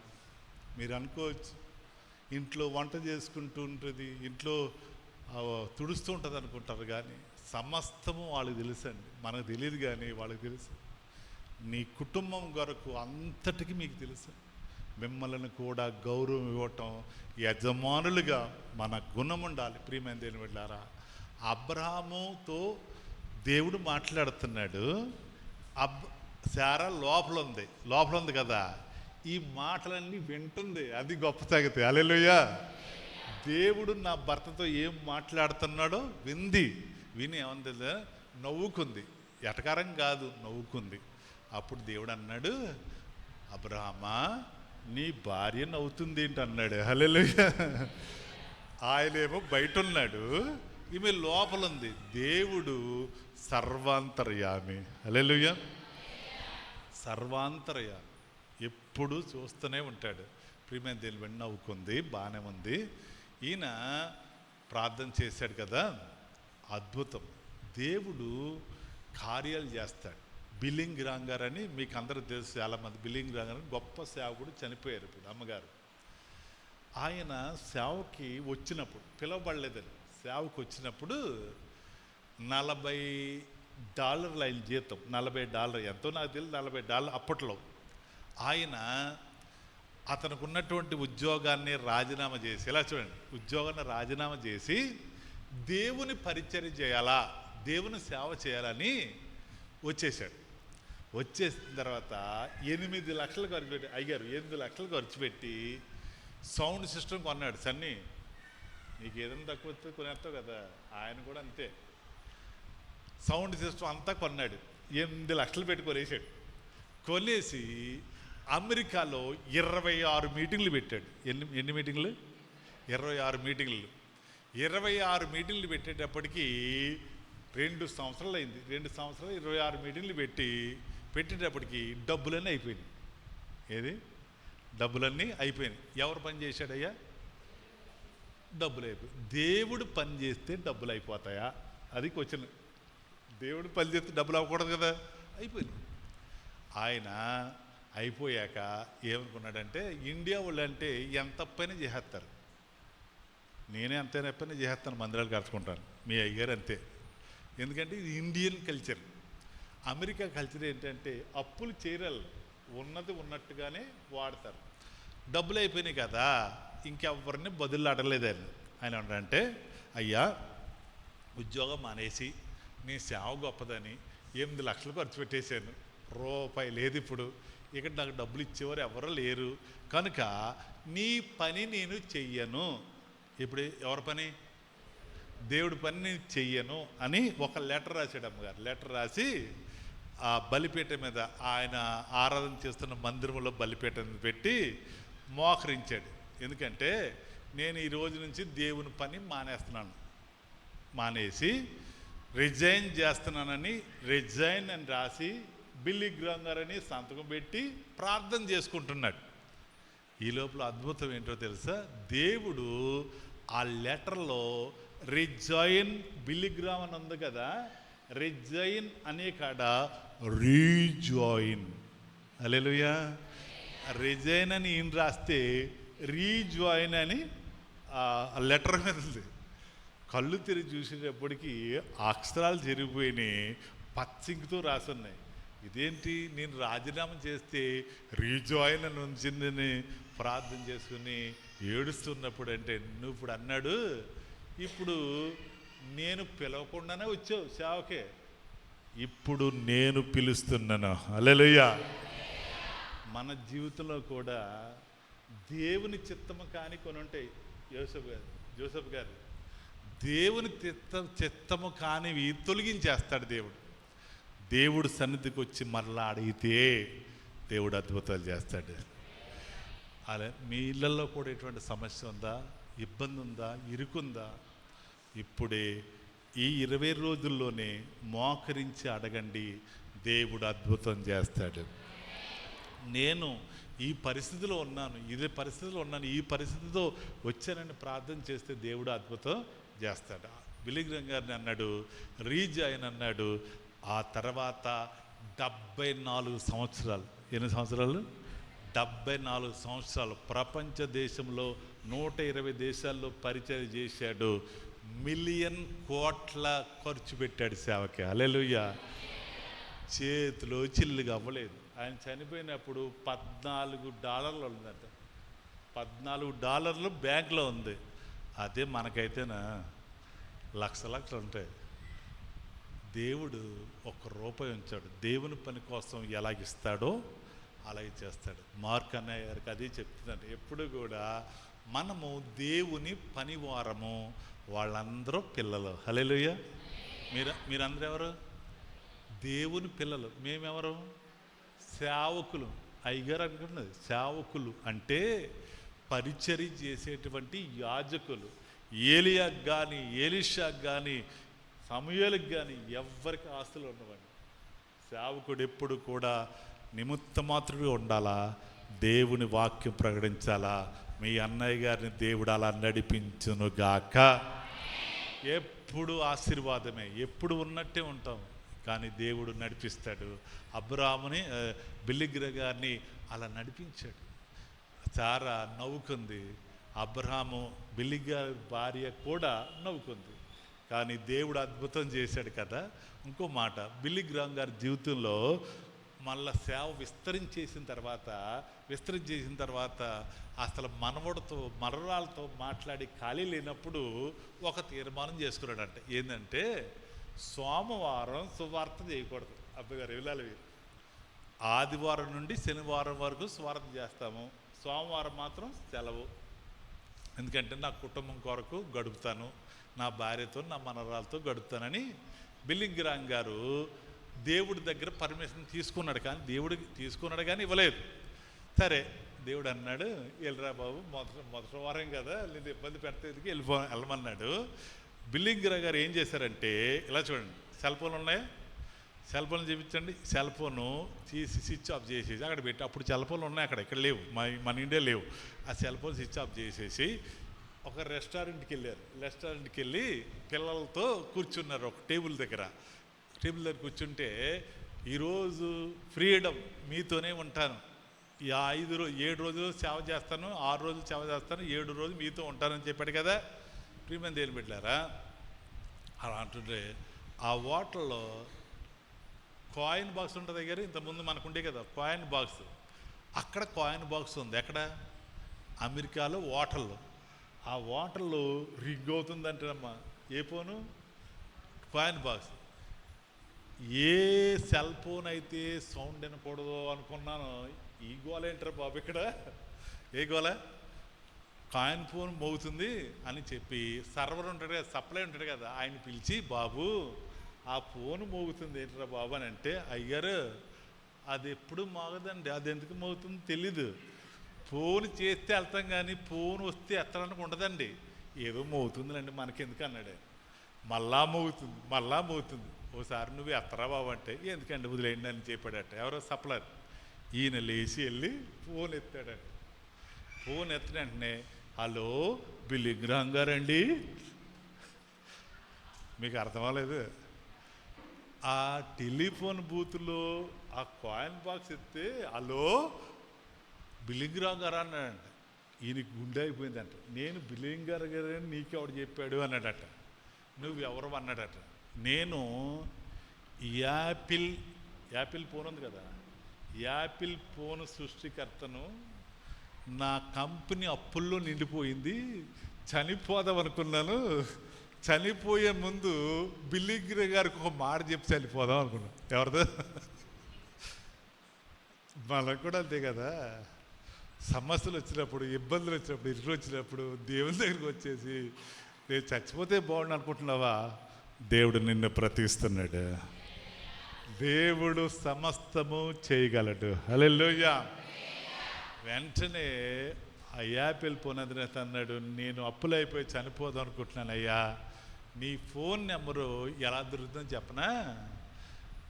మందు తాగి మందులో విషం కలిపి, ఇలా చూడండి, మందులో ఇసం కలుపుకొని చచ్చిపోదాం అనుకుని మందు ఇసం తినలేక తాగలేక కబాబు ఉంటుంది కదండి, కేఎఫ్సి కబాబు పార్సెల్ పెట్టుకుని ఎదురుగుండా తిందామని అనుకుంటున్నాను.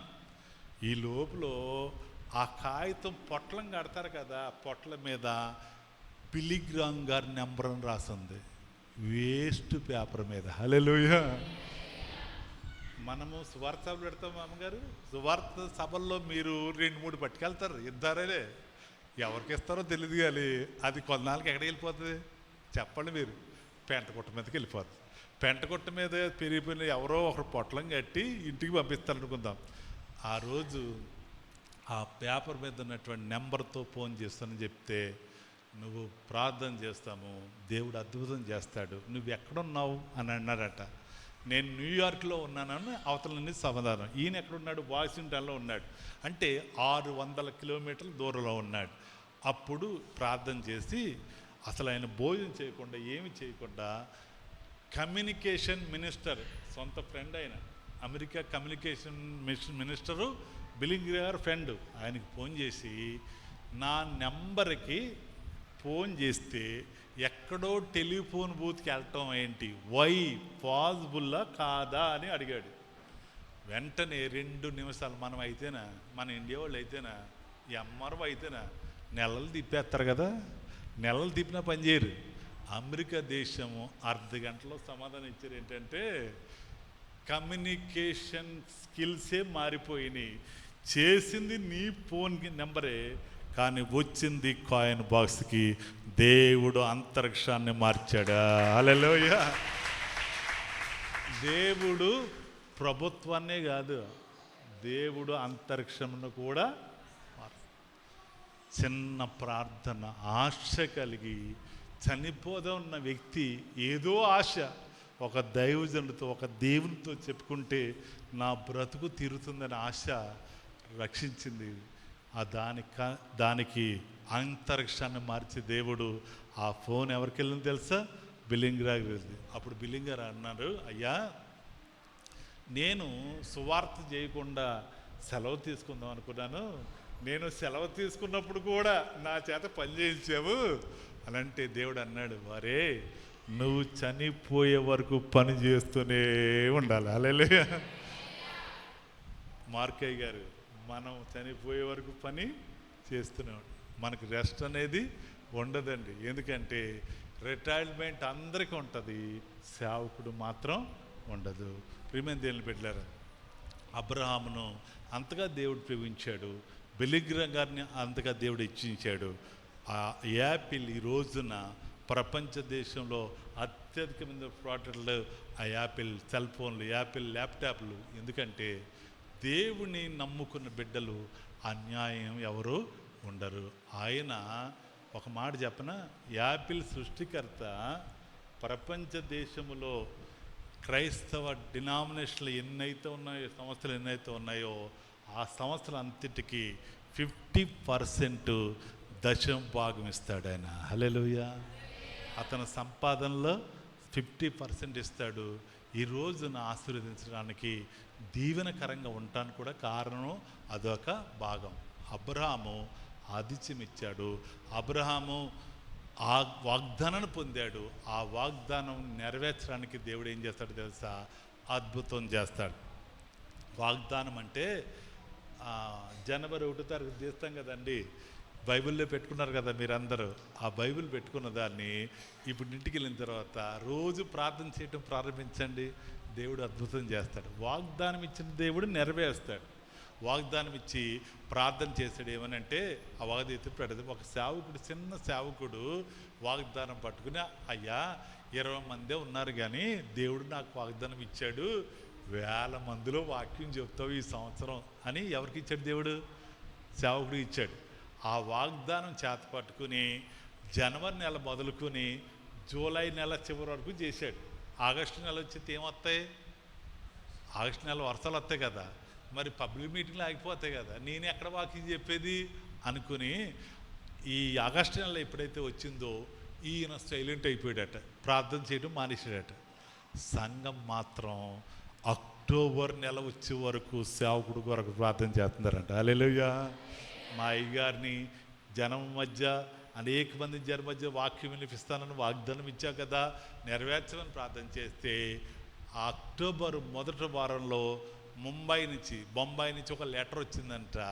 లెటర్ ఏంటంటే, మా సంఘములో 3 రోజులు మీటింగ్ పెడుతున్నాం, డిసెంబర్ 1, 2, 3 తారీఖులో మీరే వచ్చి వాక్యం చెప్పాలంట. హల్లెలూయా. ఆశ్చర్యం తట్టుకోలేక సంఘం అంతా చెప్పాడు, అమ్మా నాకు పిలుపు వచ్చింది, బొంబాయిలో వాక్యం చెప్పడానికి వెళ్తున్నానని చెప్పాడట. 20 మంది ఉంటారు, పూరిపాక మందిరం అయింది. ఆ సేవకుడు బొంబాయి వెళ్తున్నాడని సంఘానికి చెప్పగానే సంఘంలో ఒక ముసలమ్మ అందంట, మా అయ్యగారు ఊళ్ళో ఉన్నప్పుడు ఒక జత ఉన్నది, 2వ జత లేదు, మరి 3 రోజులు వాక్యం చెప్పాలంటే ఒక బట్టలు కావాలని చెప్పి ఆమె ఏం చేసిందంటే, ఒక జత బట్టలు కొనుక్కోండి అయ్యగారని కానుక పట్టుకొచ్చిందంట. హల్లెలూయా.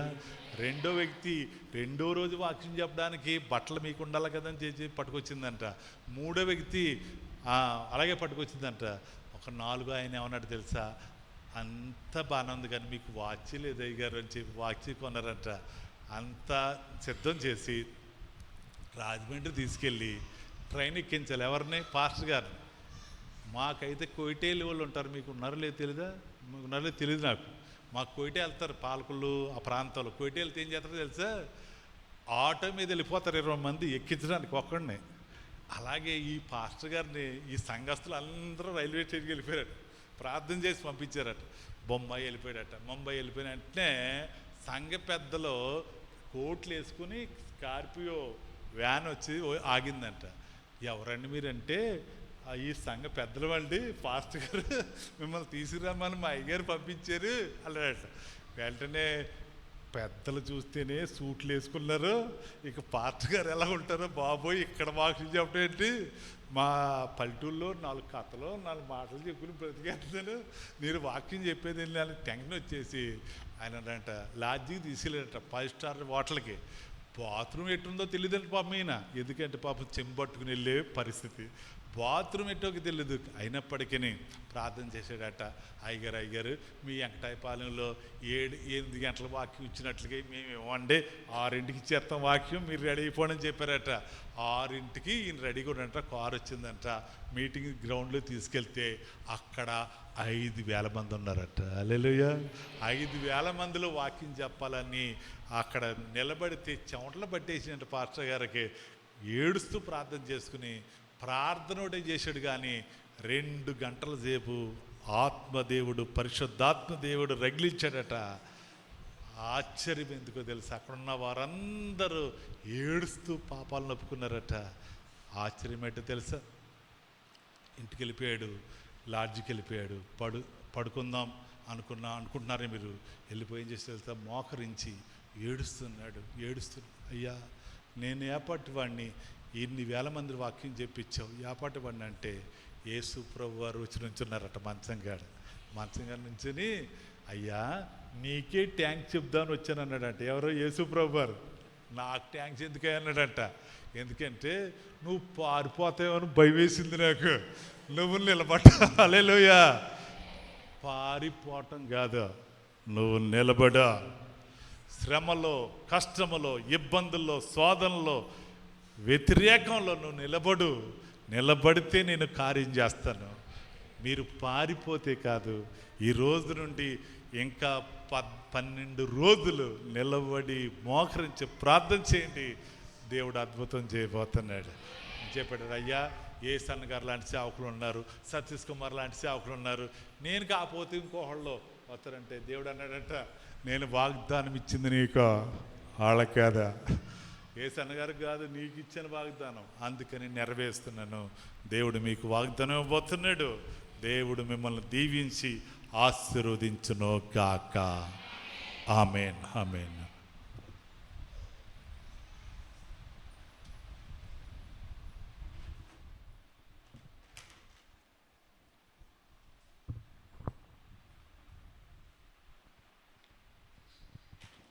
దయచేసి అందరూ లేచి నిలబడి కొన్ని నిమిషాలు ప్రార్థనలో ఉందాం. మరి సుదూర ప్రాంతాల నుంచి దైవజనులు దేవుడు మన మధ్యకి నడిపించి అమూల్యమైన వాక్యాన్ని దేవుడు మనతో మాట్లాడి ఉన్నారు. మరొక్కసారి మన సంఘపక్షంలో శ్రీనివాసరాజయ్య గారికి హృదయపూర్వక వందనాలు చెప్తున్నాను. అందరూ ప్రార్థన చేద్దాం, అందరూ లేచి నిలబడదాం. మన 2 చేతులు అలా పైకెత్తి, ప్రభువా, అబ్రహాములో ఉంటే సుగుణాలు, శరములో ఉన్న ఆ సుగుణాలు నాకు దయచేయండి ప్రభువా. అయ్యా, ఆతిథ్యం ఏమిటో మాకు నేర్పించయ్యా. నీ వాగ్దానములు చేతబట్టి ప్రార్థించేయటం మాకు నేర్పించయ్యా. ఇదిగో నీ చిత్తమును ఎరిగి నడవడం మాకు నేర్పించయ్యా. అప్పుడే మేము మరలా అభివృద్ధి పొంది దీవించబడతామని మాతో మీరు మాట్లాడారయ్యా. అబ్రహాం మీదున్న ఆ వాగ్దానములన్నీ మా జీవితంలో కూడా అబ్రహాముకి ఇచ్చిన ప్రతి మాట నెరవేర్చినట్లుగా మా జీవితాల్లో కూడా నువ్వు మేలు చేయని చెప్పి ఎవరు మట్టుకు వారు ప్రార్థన చేద్దాం. హల్లెలూయా, హల్లెలూయా. వాగ్దానములనిచ్చి నెరవేర్చువాడవు నీవే. వాగ్దానములనిచ్చి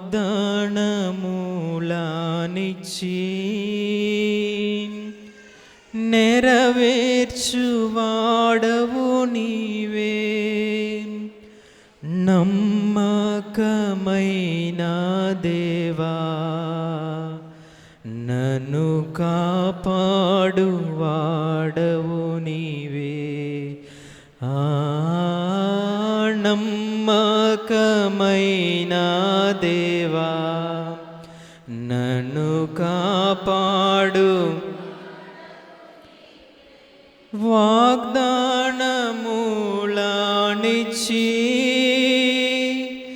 నెరవేర్చువాడవు నీవే. వాగ్దానములనిచ్చి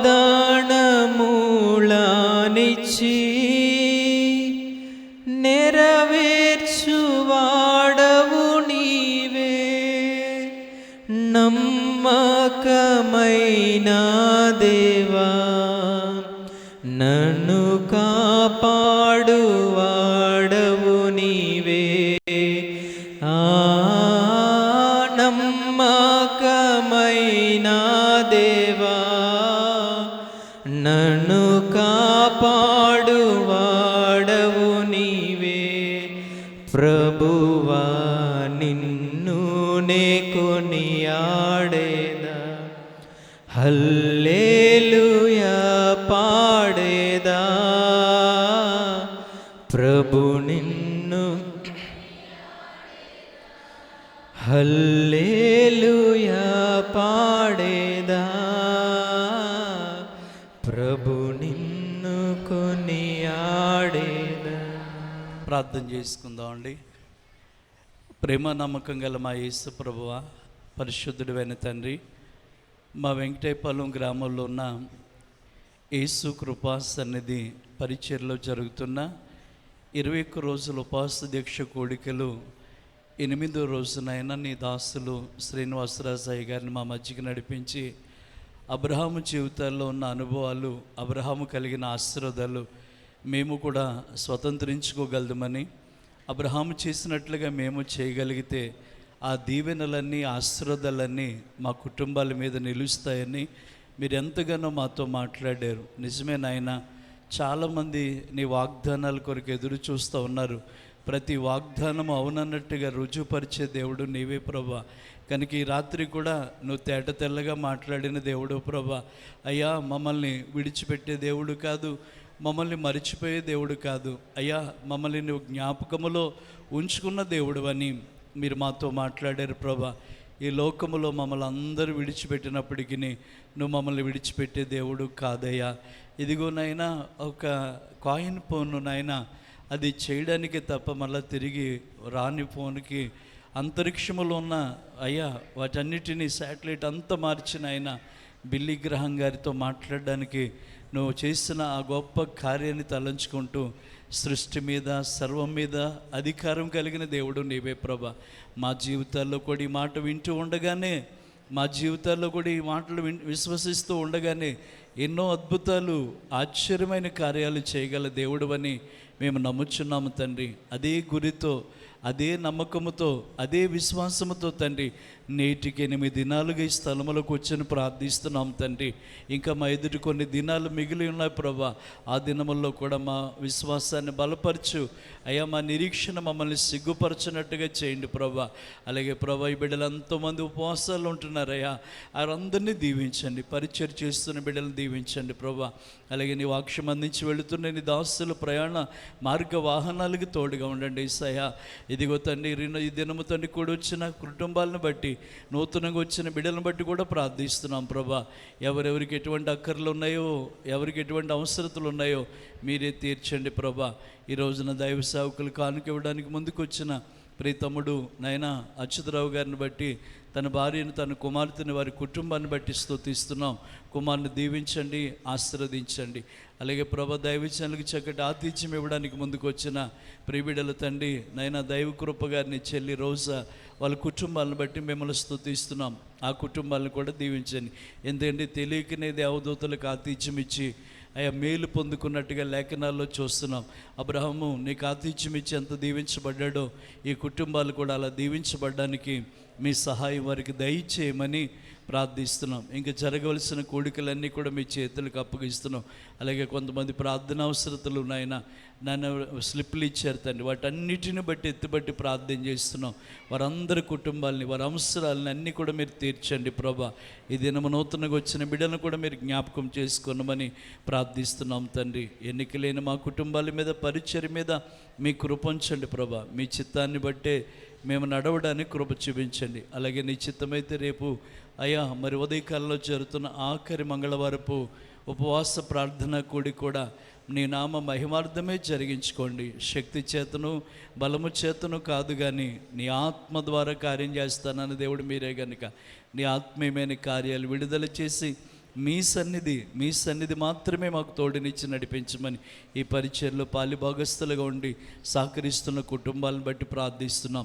ఇదిగో ప్రతిరోజు ఒక్కొక్క కుటుంబం వచ్చినైనా మందిరంలో పరిచర్ చేస్తున్నారు. ఇప్పటివరకు 8 కుటుంబాలు ఈ స్థలంలోనికి వచ్చి ఈ దినం వచ్చిన కుటుంబాలను కూడా ప్రార్థన చేస్తున్నాం. తమ్ముడు రమణ బట్టి ప్రార్థన చేస్తున్నాం. ఇక్కడికి వచ్చి సౌండ్ సిస్టర్లన్నీ కూడా ఆపరేట్ చేస్తున్నాయన బిడ్డంతో సహకరిస్తున్నాడు. ఆ బిడ్డని ఇంకెక్కడ పరిచర్ చేస్తున్న కుటుంబాలు, ఈరోజు పరిచర్ చేసిన తమ్ముడు పండు నైనా, మార్త, తల్లి శాంతి, మరి లావణ్య, వీళ్ళందరినీ బట్టి మిమ్మల్ని స్తుతిస్తున్నాం ప్రభా.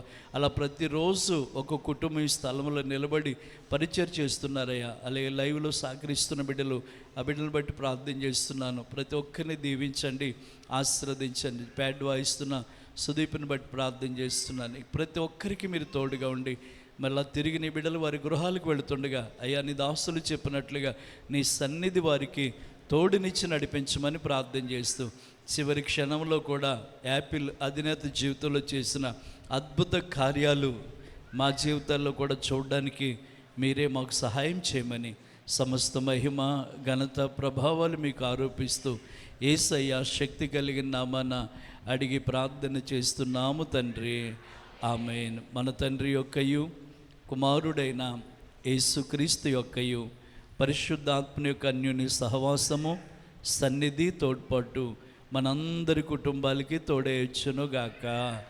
ఆమేన్, ఆమేన్, ఆమేన్. అమ్మా మీ అందరికీ వందనాలు. దేవుని కృప మనకు తోడేయొచ్చునుగాక.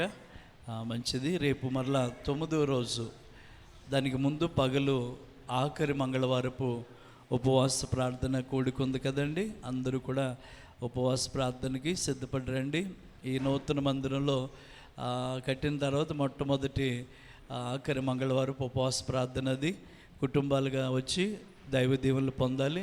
ఎగ్జాక్ట్లీ మళ్ళీ రాత్రికి 7:30 గంటలకి స్టార్ట్ అవుతుంది, 9:30 కల్లా ముగించబడుతుంది. కనుక మళ్ళీ మధ్యలో మన మధ్యలోనికి ఆహ్వానిస్తున్న సేవకులు వస్తారు. మరి వారి విషయంలో కూడా ఎవరైనా ముందుకు వచ్చి ఆతిథ్యం ఇవ్వాలన్నా, మరి ఏదైనా కానుక ఇవ్వాలి. ఈరోజు చక్కటి ఆతిథ్యం రోజా వాళ్ళ కుటుంబం నుంచి ఇచ్చారు. అలాగే కానుక అచ్యుతరావు గారి కుటుంబం నుంచి ఇచ్చారు. దేవుడు వారిని దీవించునుగాక. ఆమేన్. మంచిది. సెలవు తీసుకుందాం. దేవుని కృప మనందరికీ తోడేయొచ్చునుగాక. ఆమేన్. మంచిదండి. అలాగే మీకు ముందుగా చెప్పినట్లుగా బాప్తిసాలు తీసుకున్న వారు మీ పేర్లు ఇస్తూ ఉంటే మీకు ఈ మిగిలిన రోజులన్నీ ఉపవాసాల్లో ఉండి బాప్తీసాలు తీసుకునే బిడ్డల కొరకు ప్రార్థన చేస్తాం కనుక యవన బిడ్డలు ఇంకా ఎవరైనా బాప్తీసం పొందిన వారు మన సంఘంలో ఉంటే వాళ్ళందరూ పేర్లు ఇవ్వాలని ప్రేమతో మీకు తెలియజేస్తున్నాను.